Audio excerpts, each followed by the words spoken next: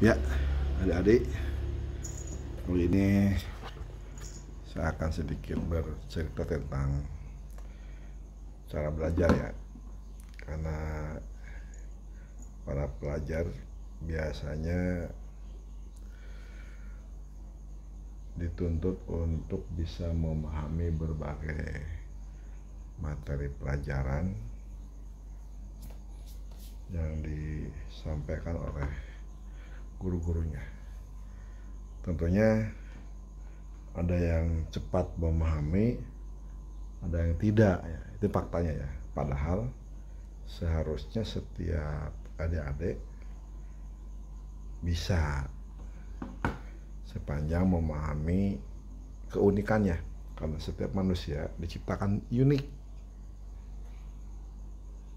sempurna dengan keunikannya itu. Jadi tugas kita memahami apa yang unik dalam diri kita, kemudian menjadi modal dalam memahami sesuatu, termasuk pelajaran ya. Yuk coba kita mulai. Beberapa tipe nih dari setiap orang. Bisa visual, bisa auditory, maupun kinestetik. Padahal di luar ini ada lagi, tapi biasanya hanya 3 ini yang dominan. Kita jelaskan sedikit ya tentang visual. Biasanya anda yang punya tipe visual itu lebih cenderung mengoptimalkan kekuatan penglihatan, sehingga untuk memahami suatu masalah, termasuk mata pelajaran atau materi apapun, coba dibayangkan misalkan tentang apa, bayangkan aja, itu akan lebih mudah untuk dipahami. Atau bila perlu untuk mempermudah membayangkan, sering melihatnya, ya tempel aja di dinding, dibuat kertas kecil yang warna-warni, atau tulisannya bisa warna-warni, atau kertasnya ya tempel di dinding, tapi yang indah, jangan sembarang nempel juga, atau di meja belajar, atau di tempat tertentu yang sering kelewatan lah, sering terlihat. Tapi ya jangan juga menempelnya malah mengotori ya, jangan pakai lem-lem yang kotor ya, lem-lem biasa lah, kan biasanya kertas tempel itu kan mengandung lem ya, yang tidak terlalu mengkotori dinding. Atau kalau di buku sambil baca kata-kata kuncinya ya, atau temanya di stabilo.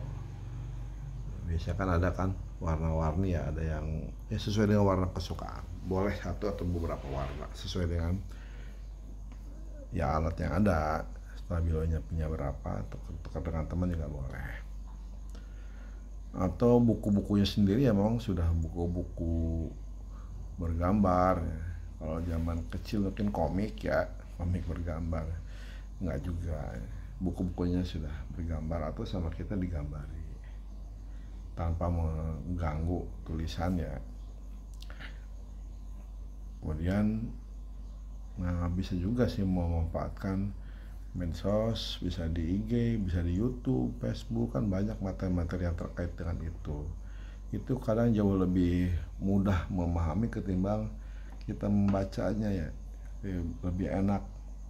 Oh begitu ya, setelah kita lihat YouTube atau di TV, atau rekaman video guru kita sedang ngajar direkam, atau kita sedang belajar direkam, lalu kita lihat kembali, kadang itu jauh lebih cepat paham. Dan orang-orang yang visual ini lebih senang di tempat yang terbuka ya, di alam terbuka yang penuh dengan warna terang. Bahkan ada yang cenderung lebih suka menyendiri, cenderung ya, karena hidup kita kan berkelompok. Yang berikutnya juga, ini orang-orang visual ini orang-orang yang realistis nih.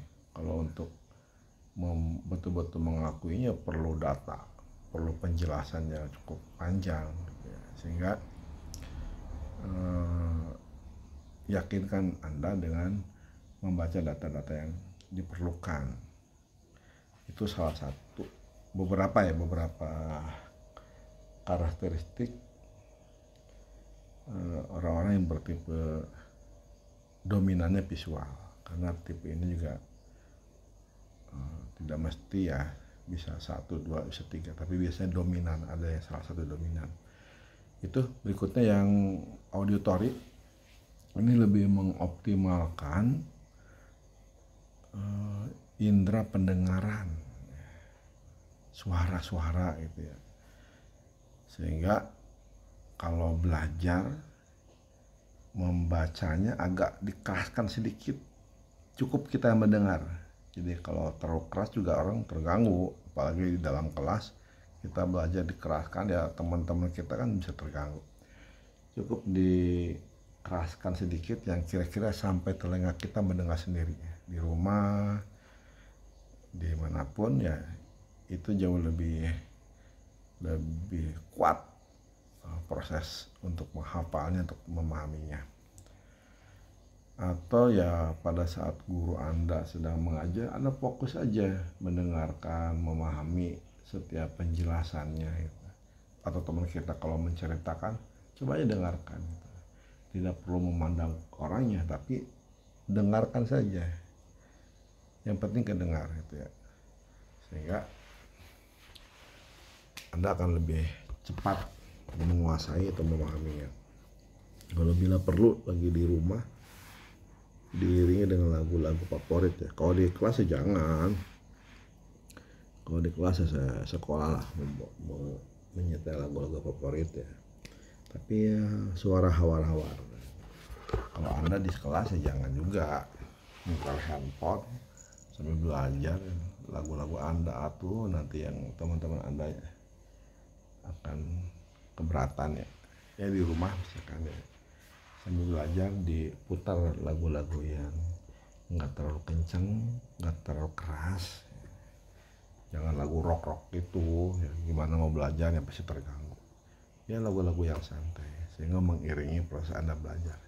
Bahkan yang ideal sih instrumen aja lah, sehingga Anda tidak malah fokus ke lagunya daripada belajarnya. Cukup instrumen sehingga Anda bisa fokus belajar sambil mendengarkan alunan instrumen lagu.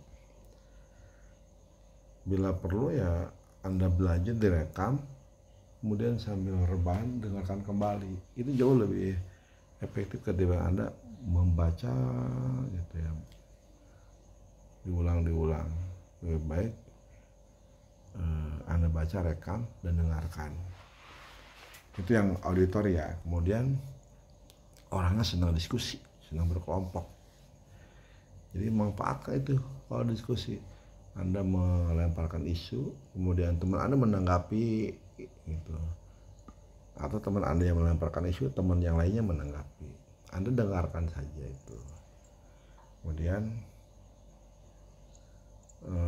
Anda suka berbagi cerita, saling menyampaikan informasi. Hati-hati kalau kaitan dengan isu, cek data ya. Jangan menerima isu apa adanya, mentah-mentah Anda terima. Sehingga adik-adik perlu cek cross dengan data, fakta yang sebenarnya. Cek dengan berita-berita yang lain yang sejenis. Jangan terburu-buru meyakini setiap informasi atau isu yang berkembang. Itu sih beberapa karakteristik auditory. Dan yang berikutnya yang kinestetik ya. Orangnya sangat agresif. Dia lebih kalau belajar senang membuat resume. Orangnya aktif nih, bikin resume, tulisan-tulisan kecil ya. Kemudian buat kisi-kisi, bahkan bikin coretan-coretan yang nggak ada kaitan dengan apa yang dia baca. Tapi itu memang kalau karakternya gitu, nggak masalah sih, silakan aja seperti itu, asal dibuat di tempat yang tidak mengganggu, tidak merusak ya. Misalkan kertas catatan kecil, Anda coret-coret gambar-gambar sambil Anda belajar. Jangan coretannya doang, belajar yang enggak. Nah, kadang model-model gitu ya, coretan yang tidak ada maknanya ya menurut orang lain ya, tapi menurut Anda itu membantu dalam menghafal, mengingat, memahami apa yang Anda pelajari, Anda baca. Dan ada yang ketiga, kalian juga tidak mencoret tapi mau memainkan jemari sambil belajar, jari-jarinya gerak, atau mainin pensil, ballpoint ya. Kalau teman Anda yang sedang begitu, jangan diganggu, biarkan aja, toh tidak mengganggu kita ya. Anda juga sama, bikin kotak kecil disobek-robek atau dikesek-kesek ya. Ya kalau bunyinya terlalu kencang ganggu orang, pelan-pelan aja.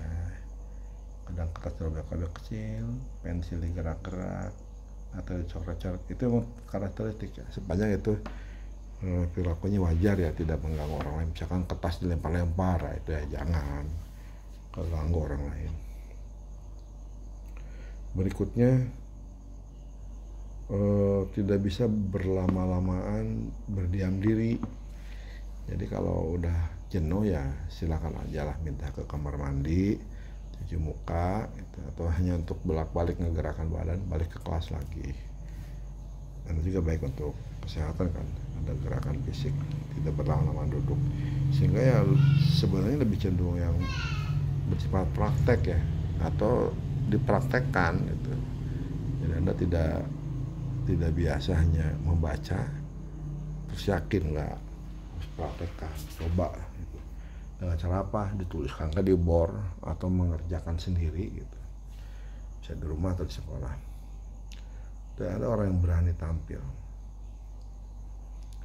Tapi ingat ya, jangan berani tampil tapi tidak diimbangi dengan pemahaman yang cukup. Nanti ke depan hanya tampil terus tidak berbuat apa-apa. Itu kehebatan Anda harus diimbangi dengan pahami dulu nih, bawa kisi-kisi, dibaca kisi-kisi, oh ya ke depan gitu. Jadi pada saat ke depan Anda sukses. Berikutnya adik-adik, nada bicara yang kinestetik ini agak cepat ya, cenderung cepat, sehingga adik-adik yang seperti itu coba mulai memperbaikinya dengan memperhatikan jeda dalam setiap kalimat. Tidak nyambung tapi butuh jeda. Saya kemarin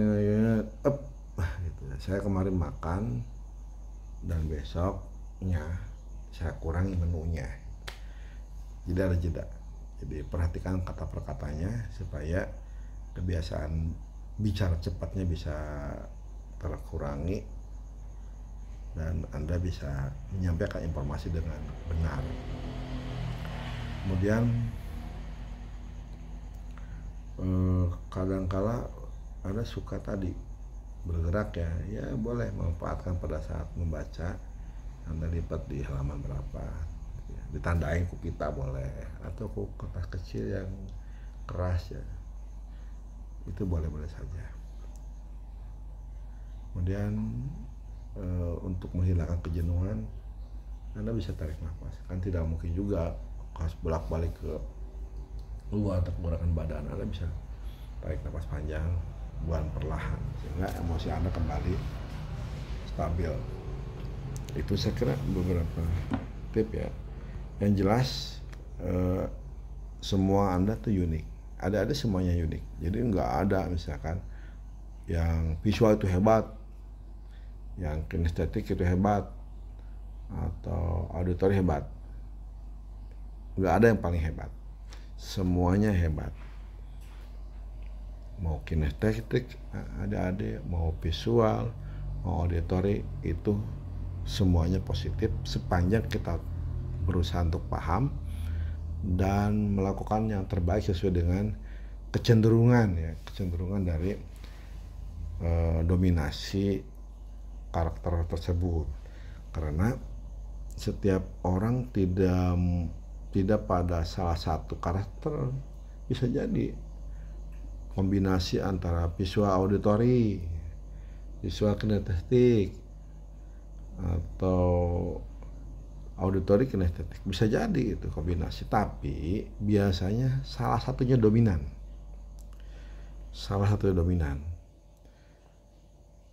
Hanya dalam masa tertentu atau saat-saat tertentu bisa berubah loh, karena memang dominan visual.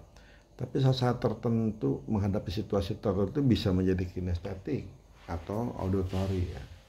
Sehingga tidak perlu menjudgment, oh saya mah visual, nggak bisa kalau belajar kudu diskusi kelompok, ya nggak bisa juga gitu ya. Karena pertama dominan itu tidak berarti tunggal, tetapi bisa kombinasi antara 2 bahkan 3 karakter tadi. Yang berikutnya tadi bisa berubah, situasi tertentu bisa merubah kita, pengalaman hidup kita yang tadinya kita orang yang visual bisa berubah menjadi yang dominan auditory. Dan yang terakhir, ada yang spesial, tapi sepanjang spesial itu sepanjang kita tahu kita ada di dominan mana, kemudian bagaimana mengelolanya itu ya. Benar-benar bisa bermanfaat, sukses, berhasil, jabar, juara. Wassalamualaikum warahmatullahi wabarakatuh.